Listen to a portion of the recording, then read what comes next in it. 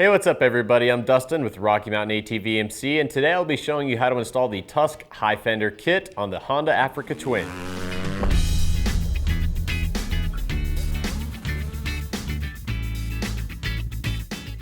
As we all know, mud can be very sticky, and when it starts sticking to you and your bike, it can become quite the nuisance, and this is especially the case for the Honda Africa Twin.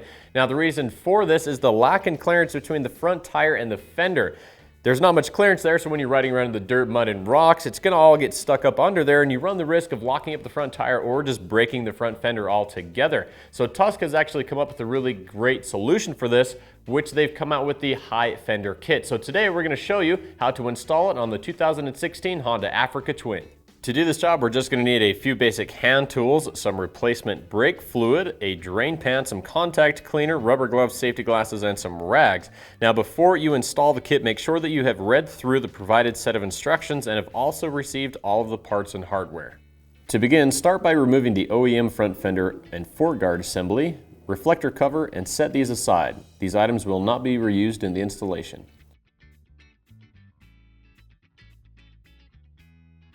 While removing the fender, you will need to locate 4 OEM M6 Allen screws and 1 brake line retainer clip. Set these 2 items aside as they will be reused in this installation.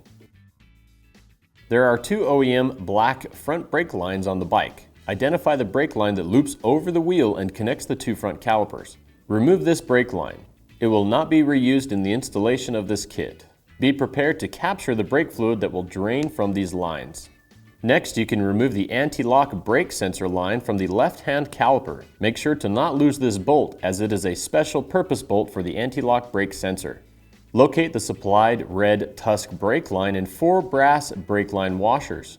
There is a banjo fitting on each end of the brake line. Identify the banjo fitting that has a sharper bend to it. This end will be installed onto the right brake caliper. Install one of the brass washers on each side of the banjo fitting. Then torque the banjo bolt down to 25 foot-pounds. Route the red Tusk brake line behind the forks and down to the left side caliper. Route the OEM feed brake line and anti-lock brake sensor cable through the forks. Next, locate the other 2 supplied brass washers and install the red Tusk brake line and the OEM brake line in this order. It will go union bolt, brass washer, OEM banjo, brass washer, Tusk brake banjo fitting, brass washer to the caliper. Then torque the union bolt to 25 foot-pounds. You will be required to reuse one of the OEM brass washers in this step. Next, you can remove the 4 lower triple clamp bolts, 2 on the left-hand side, 2 on the right-hand side. These bolts will be reused in the next step. Locate the supplied fender mounting bracket and install to the lower triple clamp using the OEM bolts and loosely fit them.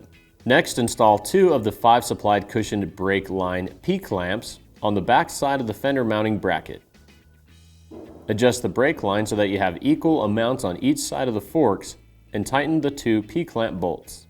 Next, you can locate the previously removed brake line retainer, then route the brake line and anti-lock cable through the retainer and install it on the front side of the Tusk fender mounting bracket using one of the supplied M6 by 10mm hex bolts. Next, you can mount the fork guard to the fork guard mounting brackets using the fork guard bolts. Install the left-hand fork guard and bracket onto the left-hand fork. And now you can route the anti-lock brake line. Repeat these same steps for the right-hand side's fork guard. Next, we can install a P-clamp on both sides of the bike that will secure the Tusk red brake line to the mudguards. For this, we'll be using 2 button head bolts that are M6 by 12mm, followed by an M6 nylock nut. Next, using the supplied 4-inch zip ties, tie the brake lines and the anti-lock cables together. Next, install the Acherbie's front fender using 4 of the supplied M6 by 20mm hex bolts and the 4 fender washers. Adjust it for the best fit, then tighten it down. Next, we can tighten down the lower triple clamp bolts, adjust the fender for optimal angle, and tighten all 4 triple clamp bolts to factory specs. Torque the lower bridge pinch bolts to 18 foot-pounds. Next, we can bleed the brakes by adding brake fluid to the reservoir. Now be careful when handling brake fluid. It is corrosive, and if it is to get on any painted parts, it can cause damage. You will want to cover any plastics and painted parts to avoid getting brake fluid on them.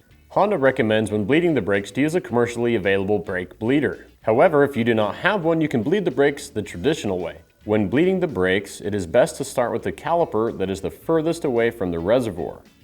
For this bike, it will be the rider's right side.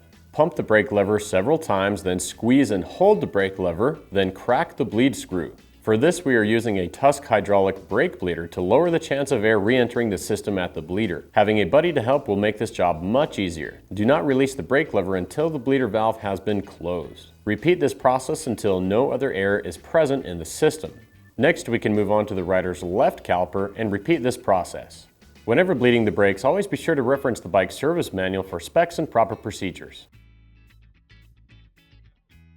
If the brakes still feel spongy, you can remove the right caliper, hold it in the air, and place a wrench in between the brake pads, and then repeat the bleeding process.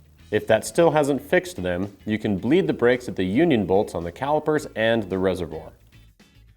Once the brakes have been bled, test the clearance and movement of all the cables, brake lines, and fender. Then sit on the bike and collapse the forks up and down to ensure that they have adequate clearance of all the installed products. Now for the first few rides, you're going to want to check the routing of all the installed items for proper operation and make necessary adjustments. Alright, and that's it. That's all there is to it when it comes to installing the Tusk High Fender kit. Now if you have any questions about what we've done here today, feel free to leave us a comment below and we can get an answer back to you. And don't forget that all orders over $75 ship for free. Thanks for watching, guys. I'm Dustin with Rocky Mountain. Keep the wrenches turning.